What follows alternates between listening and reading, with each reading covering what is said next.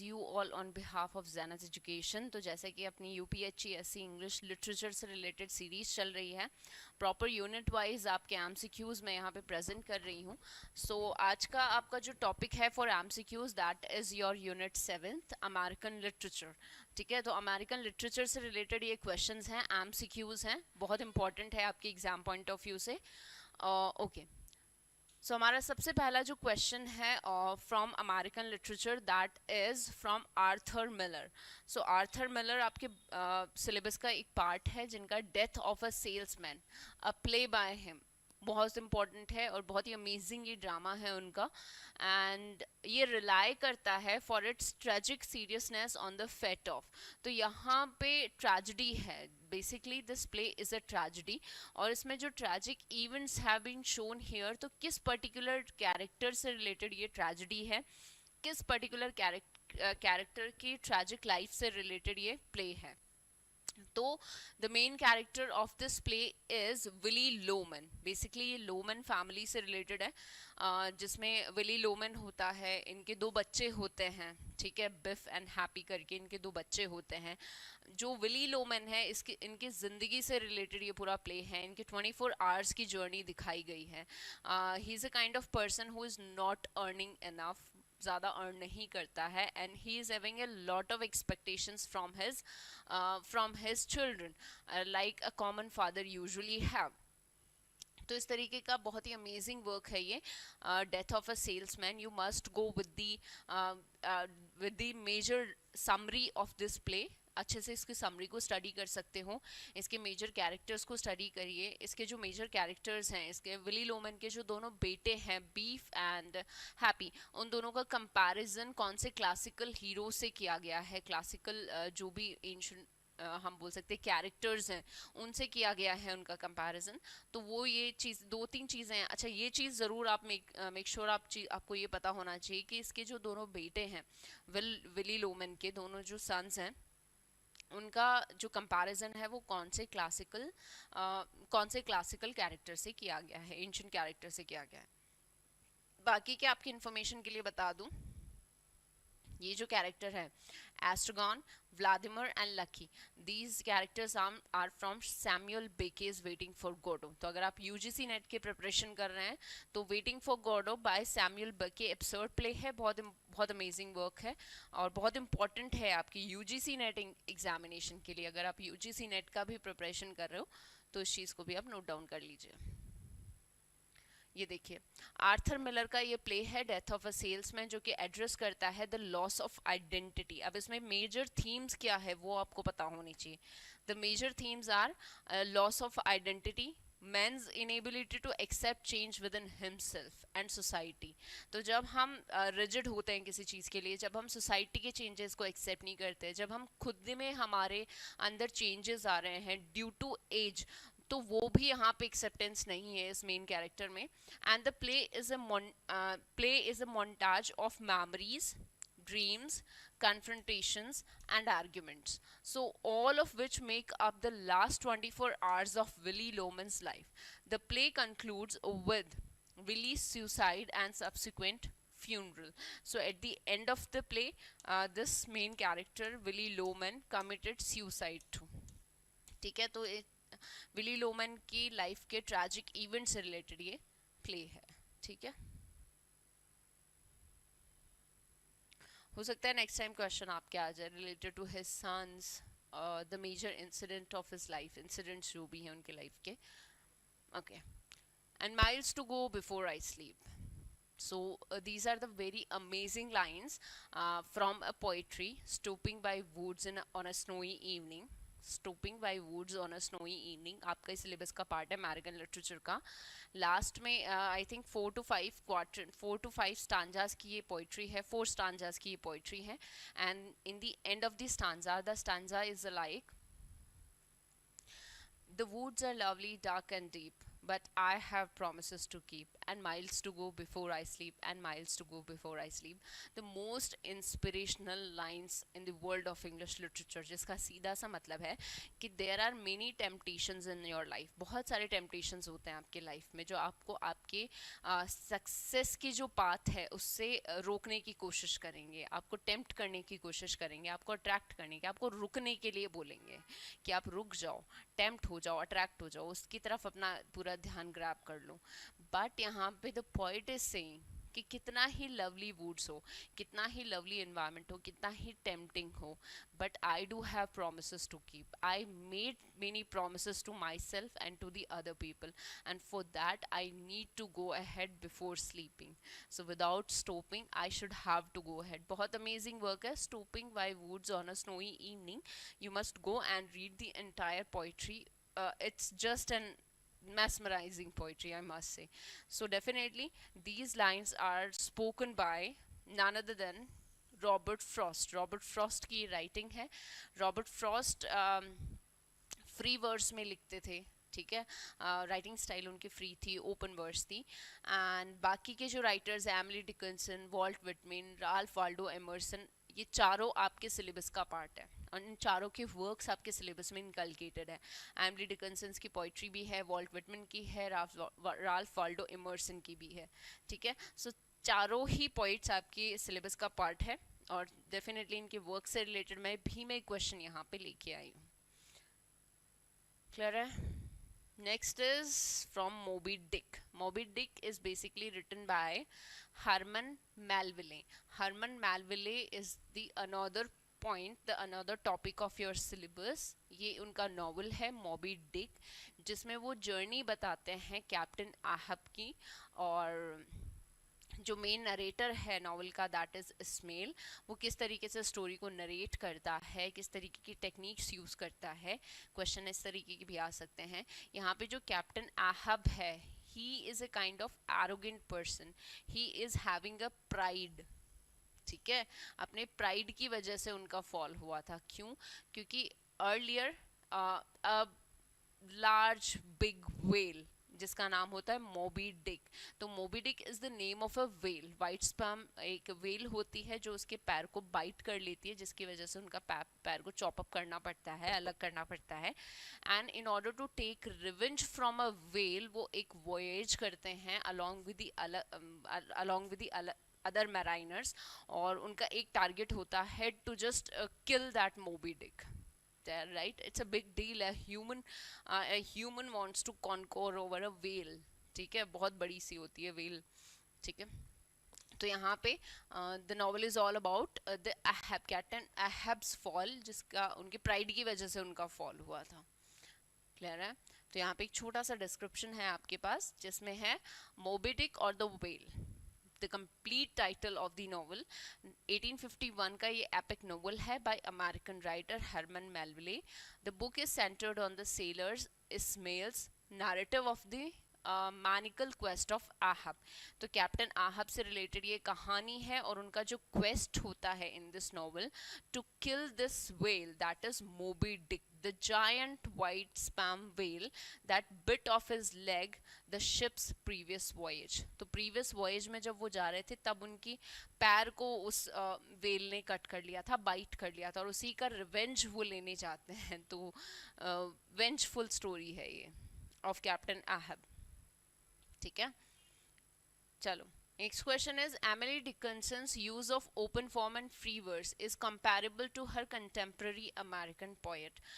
देखो, open form होता है या फ्री वर्स होता है जहाँ पे प्रॉपर मीटर और राइम स्कीम को यूज़ नहीं किया जाता है.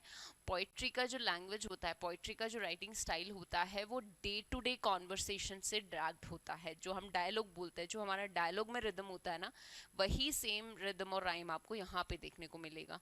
Where the poet is not suppose to use और इंडल्ज हरसेल्फ और himself into the patterns of rhythm and meter, ठीक है. So that is open form and free style, free verse. तो आपको बताना है उनका कौन से कंटेम्प्रेरी राइटर में आपको ये चीज़ देखने को मिलती है. एंड ब्रैड स्ट्रीट में, रॉबर्ट लॉवेल में, वॉल्ट विटमैन में या सिल्विया प्लाथ में. तो definitely the right answer of this question is Walt Whitman. ठीक है. So Walt Whitman, Emily Dickinson, both are the important point topic of your syllabus, right. American literature में दोनों ही हैं. Sylvia Plath का अगर आप यूजीसी नेट का preparation कर रहे हो तो she is the wife of Ted Hughes और उनके बहुत सारे वर्क्स हैं. शी कमिटेड सुसाइड और इनके वर्क्स भी बहुत इंपॉर्टेंट हैं, इनकी पोइट्रीज भी बहुत इंपॉर्टेंट है. Confessional poet she is, like Kamala Das. ठीक है. सो बहुत अमेजिंग के वर्क्स आपको देखने को मिलेंगे. बाकी एमिली डिकिंसन और डेफिनेटली वॉल्ट विटमैन तो आपको पढ़ना ही है, being a student of, being the aspirants of UPHCSC English literature. चलो, next is the letter A in the Scarlett Letter stands for which among the following except. तो Scarlet letter is basically Nathaniel Hawthorne का एक work है. अच्छा, Nathaniel Hawthorne के biography से related बहुत ही अमेजिंग एक वो है, उनकी बायोग्राफी से रिलेटेड एक बहुत ही सही कॉन्सेप्ट है, जहाँ पे नथाइनल हॉथॉर्न ने अपनी मीनिंग हॉथॉर्न का स्पेलिंग बदल लिया था. He actually replace the word the letter W in his surname. ठीक है.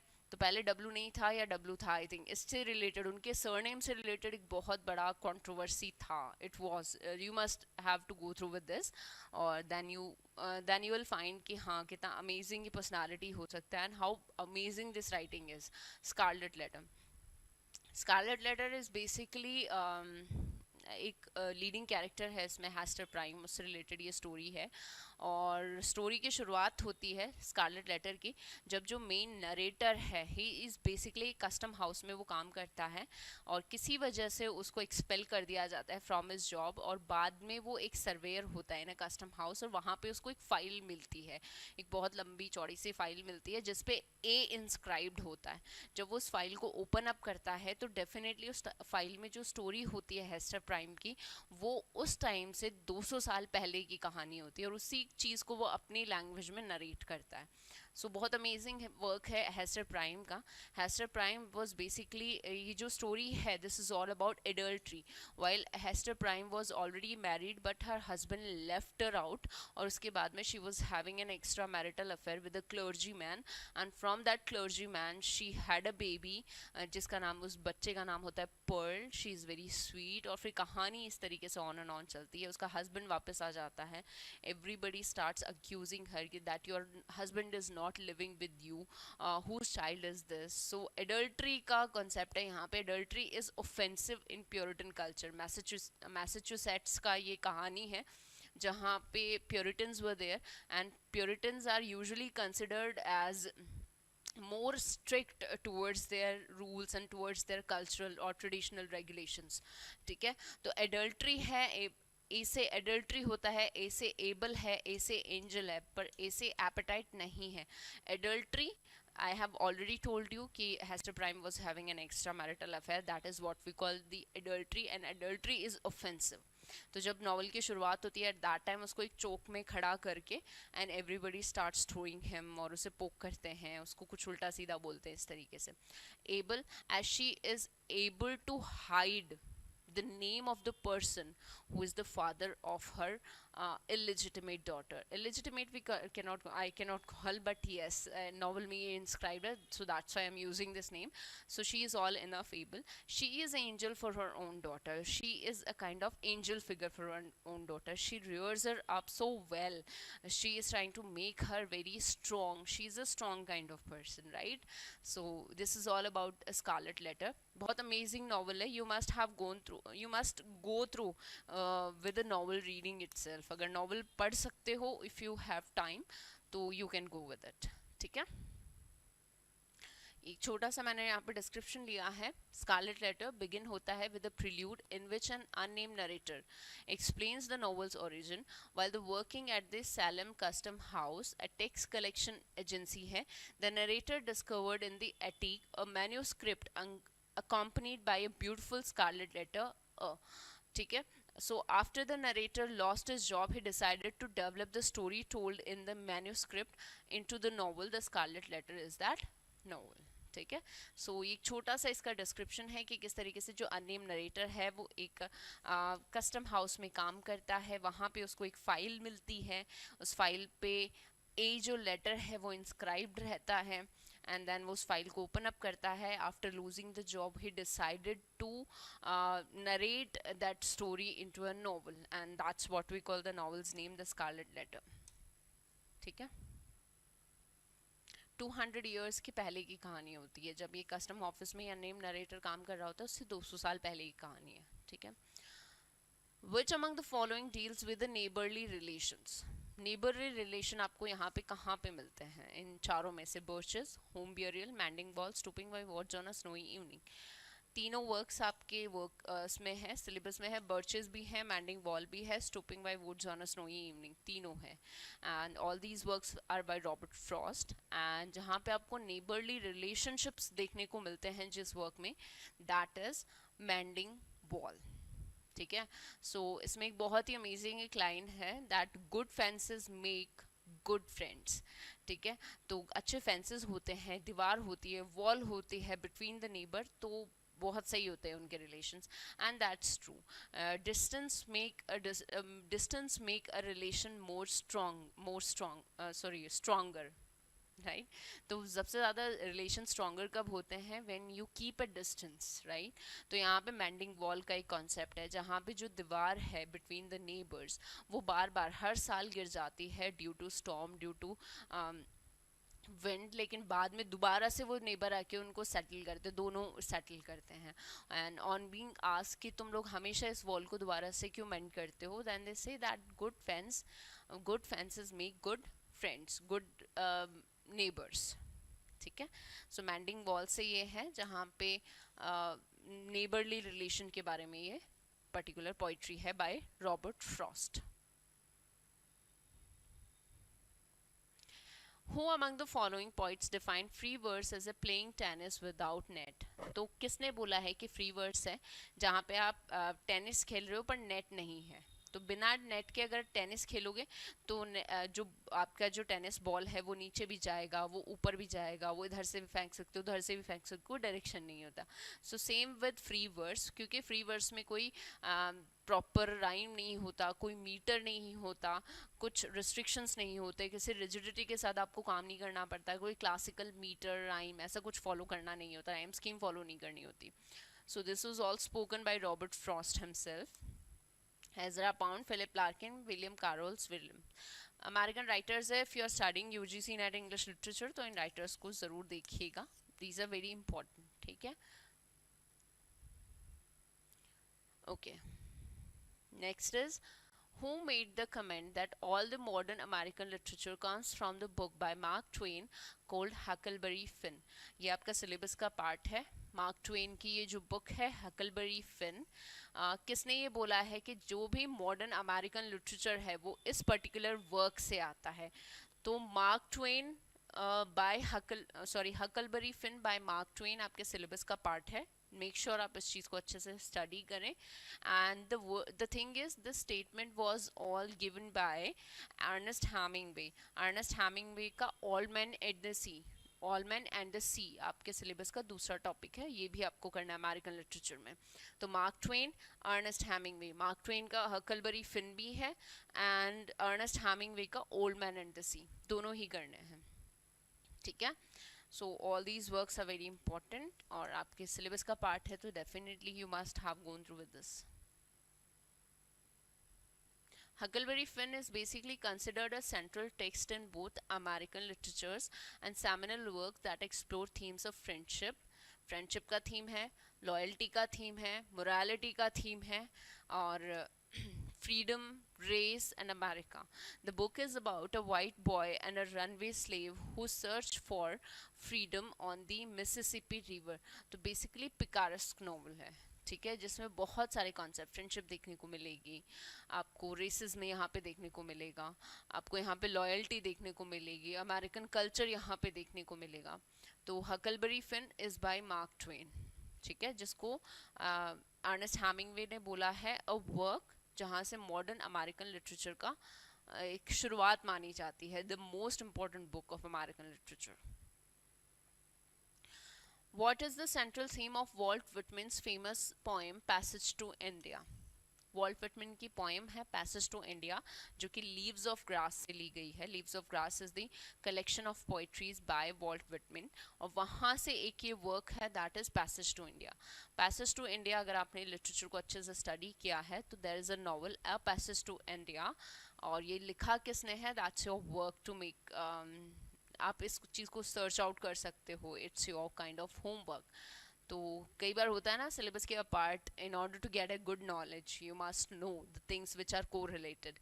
तो passage to India is a poem, passage to India is a poem by Walt Whitman, and a passage to India is a novel by हुम। ठीक है, so यहाँ पे आपको देखने को मिलेगा spirituality and transcendentalism. Spirituality and transcendentalism, जो चेंजेस होते हैं स्पिरिचुअल इंटेलेक्चुअलिज्म की वजह से, जो चेंजेस आते हैं इन ह्यूमन पर्सोना, वो आपको यहाँ पे देखने को मिलेगा। ठीक है, बहुत अमेजिंग वर्क है, as this is the part of your syllabus, आपको पढ़ना तो है ही।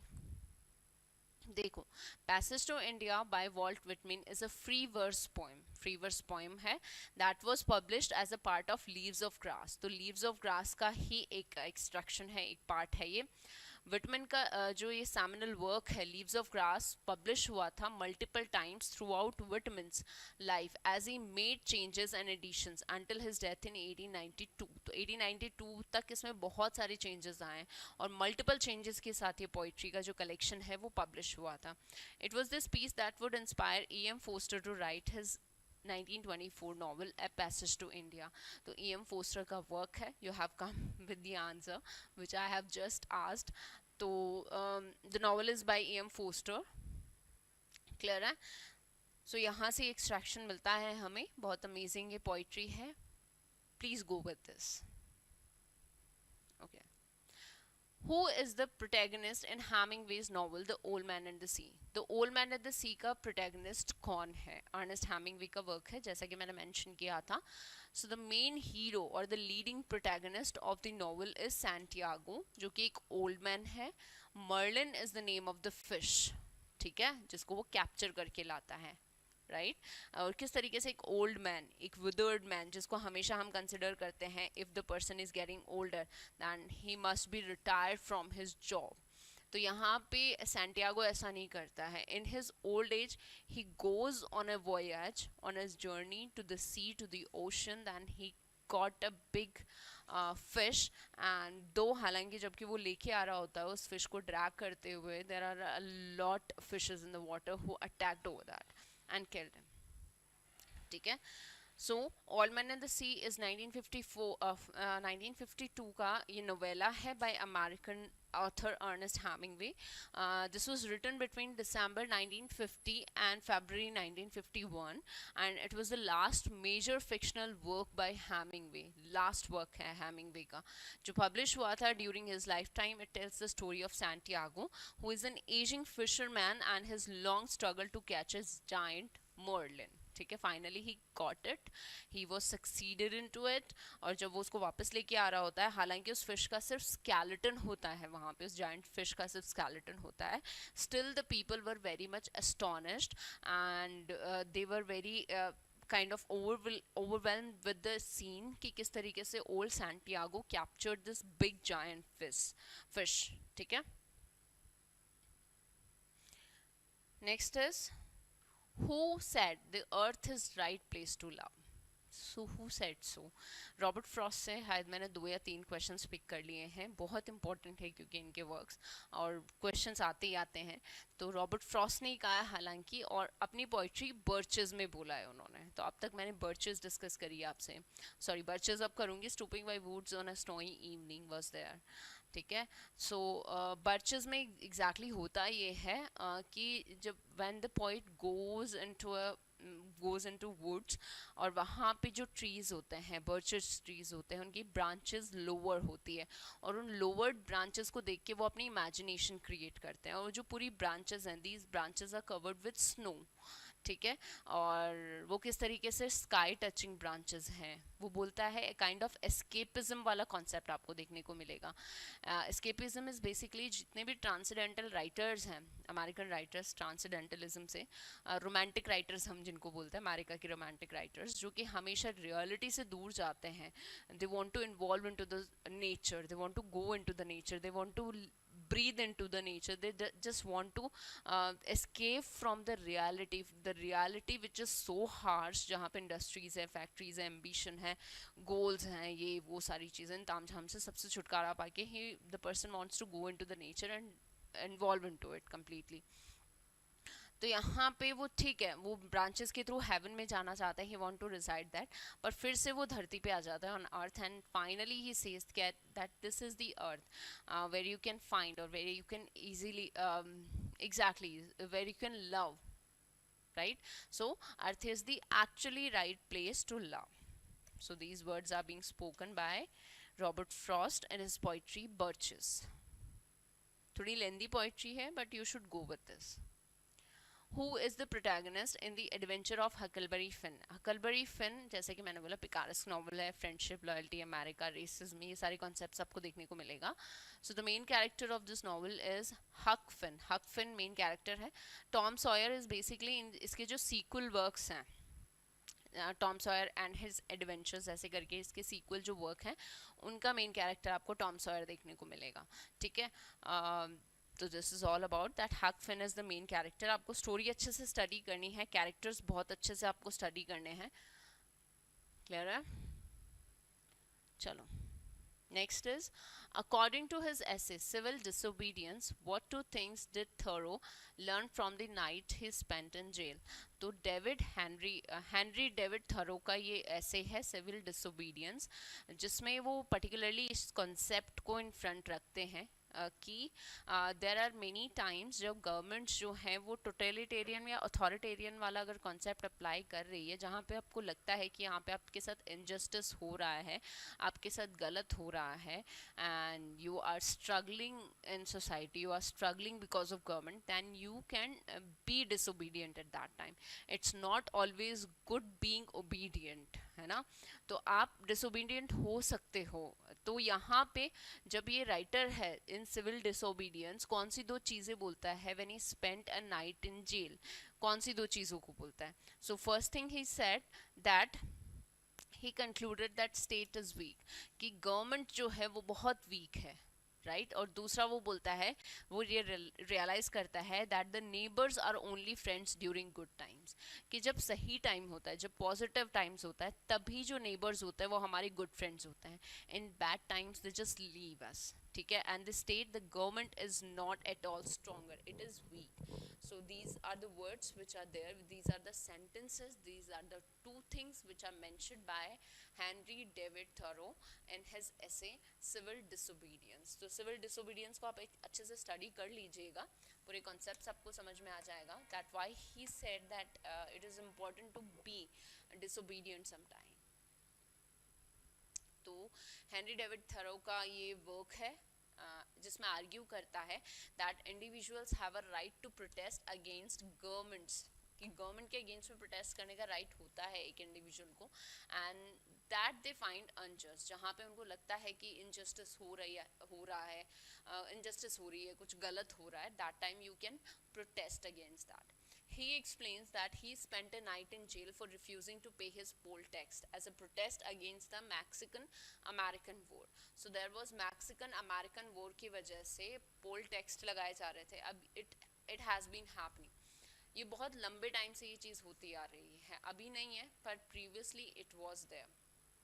अगर आपने chronological history of English literature को स्टडी किया है तो earlier there were peasant revolt हुआ था 1382 समथिंग में. तो पीसेंट रिवॉल्ट या फिर ये रिवॉल्ट्स ये अगेंस्ट क्यों होते हैं गवर्नमेंट के? बेसिकली जब टैक्सेस बहुत ज़्यादा हावी कर दिए जाते हैं due to wars and battles.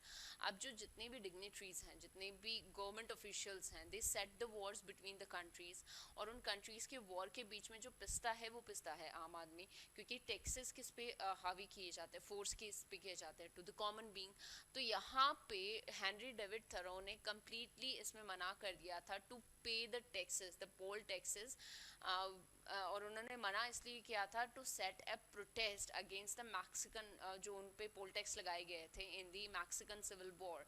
तो वॉर के टाइम पे बहुत ज़्यादा एक्सपेंसेस बढ़ जाते हैं, बहुत ज़्यादा खर्चे बढ़ जाते हैं, टूल्स वेपन्स आर्मी में बहुत ज़्यादा इन्वेस्टमेंट करना पड़ता है, जिसकी वजह से डेफिनेटली पैसा कहाँ से आएगा, फ्रॉम द लोकल पीपल।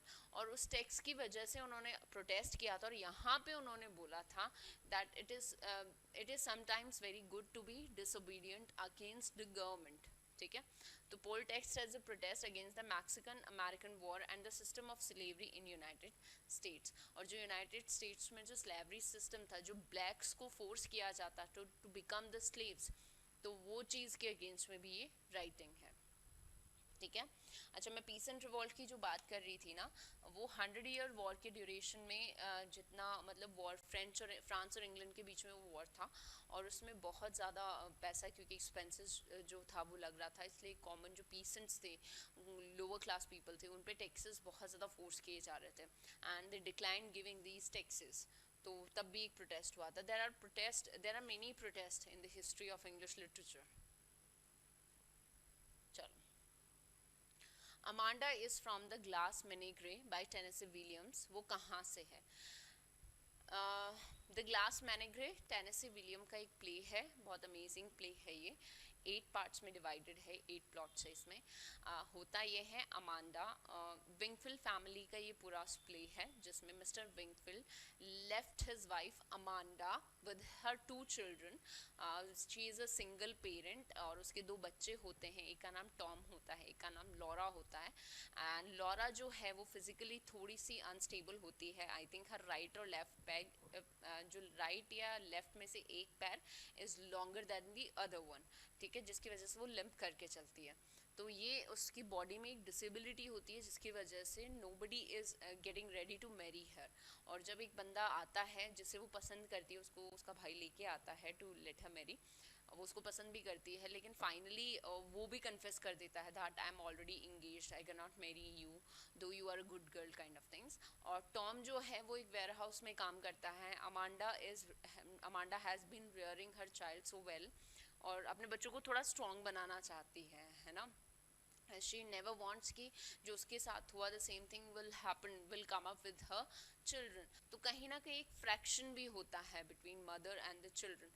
और जो फादर है of the children, the husband Mr. Wingfield already left her। तो इस तरीके का ये पूरा कॉन्सेप्ट है, ये पूरा कहानी है।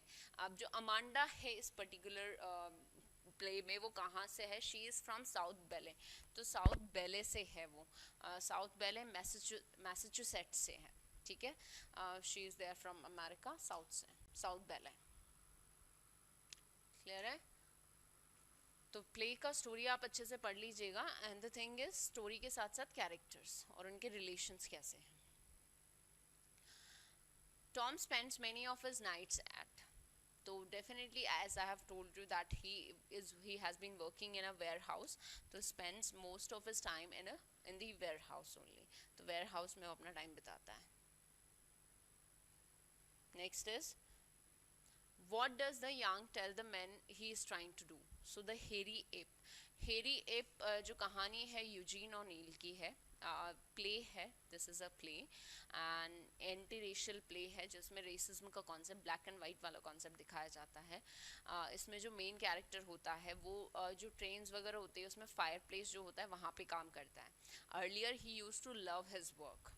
यहाँ पे एप कोई बंदर नहीं है, पहले मैं बता दूं, एप इज़ नॉट अ बंदर। एप यहाँ पे यांग के लिए यूज़ किया गया है क्योंकि बहुत लंबा चौड़ा होता है, कंप्लीट हेयरी होता है, ब्लैक होता है।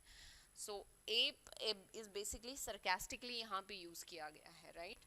और वो यूज़ इसलिए किया गया है क्योंकि when he has been working into that fireplace, he used to love his work। लेकिन suddenly एक दूसरा कैरेक्टर की एंट्री होती है, दी फीमेल कैरेक्टर, एंड जब वो पहली बार यंग को देखती है तो वो ज़ोर से चिल्लाती है, लाइक अ बीस्ट या घोस्ट उसको कुछ बोलती हैं, and at that time he felt insulted, उसको इंसल्ट लगती है ये चीज़।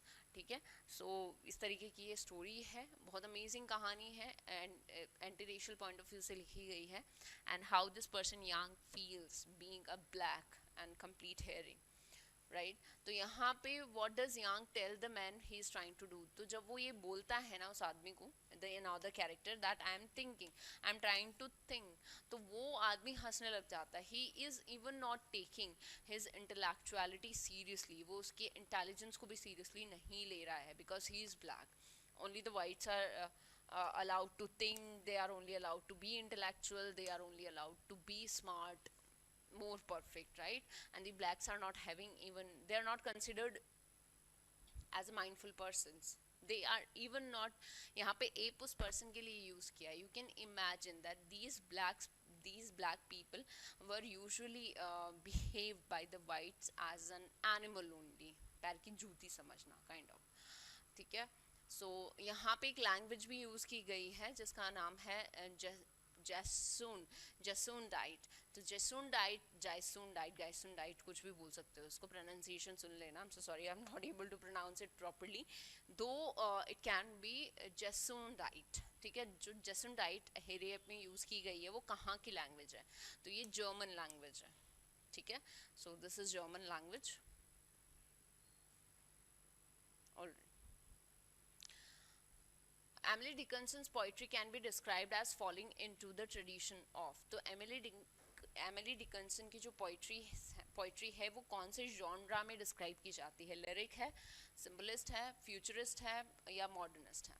सो let me tell you the right answer, lyric poetry. So Emily Dickinson की जो पोइट्री ट्रेडिशन है दोज आर लिरिक्स. ठीक है, सो लिरिक ट्रेडिशन में she use to write her poetries. अच्छा, एमिली डिकन्सन की बायोग्राफी अगर आप देखेंगे तो she is an introvert person. She didn't like to go out. She always stayed in her own home, and about her biography, about her life was spoken by her own sister. उसकी खुद की sister ने उसके works को publish कराया था, Emily Dickinson के works को.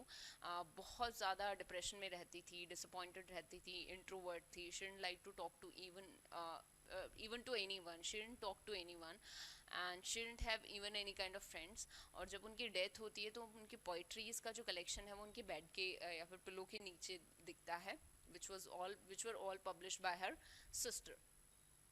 तो ये उनकी कहानी है. और उनकी पोइट्रीज में भी आपको एक काइंड ऑफ सैडनेस, सोरो ज़रूर देखने को मिलेगा. So the question is, which of the 5 senses is referred most frequently in the poem I Felt Funeral in My Brain? So from this particular poetry you can get an idea that what kind of poet she used to be, where she is saying that I felt a funeral in my brain. Funeral, a kind of sadness, a kind of sorrow in my brain. I'm not happy. So कौन से sense को यहाँ पे properly target किया गया है? So that is hearing. Hearing को यहाँ पे सबसे ज़्यादा target किया गया है. ठीक है? Okay, so what about the next question? चलो, स्कारलेट लेटर से क्वेश्चन है, कस्टम हाउस में जो मेन नरेटर है वो क्या काम करता था? तो मैंने जैसे कि बताया, he is a surveyor.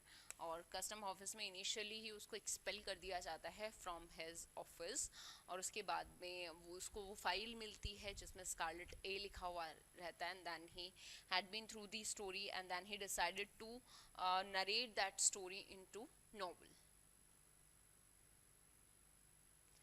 Okay, so this is the most beautiful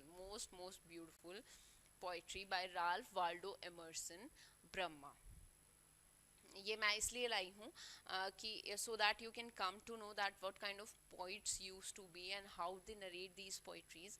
जैसे Passage to India है, ब्रह्मा है, जहाँ पे आपको इंडियन जो एक माइथोलॉजिस्ट जिसको usually being an Indian we avoid, हम अवॉइड साइडलाइन करते हैं, बट द वेस्टर्न पीपल, अगर आप टी.एस. इलियट को स्टडी करते हो, आप राल्फ वाल्डो इमर्सन को स्टडी करते हो, then you would come to know that these European poets और these writers were inspired and they have been inspired by the Indian culture, by the Indian tradition, by the Indian concept of Brahma, the super soul. ठीक है, soul to super soul का जो connection है वो ये लोग भी इस चीज़ को फिजिबली एक्सेप्ट करते हैं. सो बहुत अमेजिंग लाइन है. I would like to just explain it a little bit, और यहाँ से क्वेश्चन आपको ज़रूर देखने को मिलेगा. सो व्हाट इज सेइंग, जैसा कि गीता में भी ये कॉन्सेप्ट है, हमारा सबसे first and foremost concept Gita में दिया हुआ है, that your soul can't be slay, can't be burned, can't be killed. So same with this thing, he is saying that Burma, the super soul in you, ठीक है, परमात्मा जिसको हम बोलते हैं, if the red slayer think he slays, or if the slain thinks he is slain, they know not well the subtle ways I keep and pass and turn again. तो यहाँ पे Burma is the speaker. Burma the super soul is the speaker here, जहाँ पे वो ये बोल रही है कि तुम्हें अगर लगता है if the red slayer think he slays, कि किसी red slayer ने मुझे मार दिया है soul को, और if the slain think he is slain, और अगर आपको लगता है that you have killed, you have slayed, then they know not well the subtle ways I keep and pass and turn again. कि आई am not a person, I am not a kind of being जिसे slay कर दिया जाए, जिसे मार दिया जाए, किसी को बर्न कर दिया जाए. आई एम अ सोल, और मेरा काम क्या है, to just keep and pass and turn again. So soul is all about this.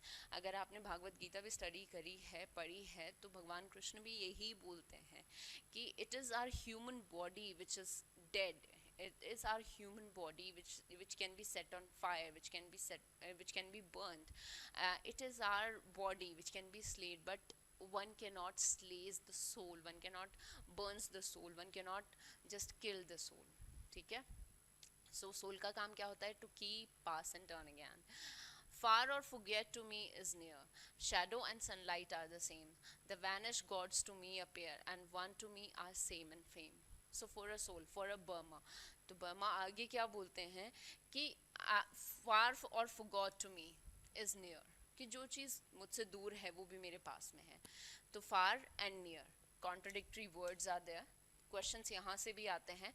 Shadow and sunlight, the contradictory, the oxymorons are there. Oxymoron नहीं है, oxymoron just saddle होते हैं, but यहाँ पे contradictions हैं. The vanished gods to me appear. Vanish, appear. So जो vanished gods हैं वो भी मुझे appear होते हैं. And one to me are same and fame. सब मेरे लिए same है, सब मेरे लिए fame है. ठीक है. So this way Ralph Waldo Emerson is हम बोल सकते हैं applying the concept of Burma, soul, super soul. ठीक है. Next is they reckon will who leave me out, when me they fly. I am the wings, I am the doubter, I am the doubt, and I am the Haim, I am the Brahman sings. So I am everything. If you want to go with the doubter, with the doubt, with the Haim, with the Brahman sings, I am everything. I do have wings, I can fly. ठीक है.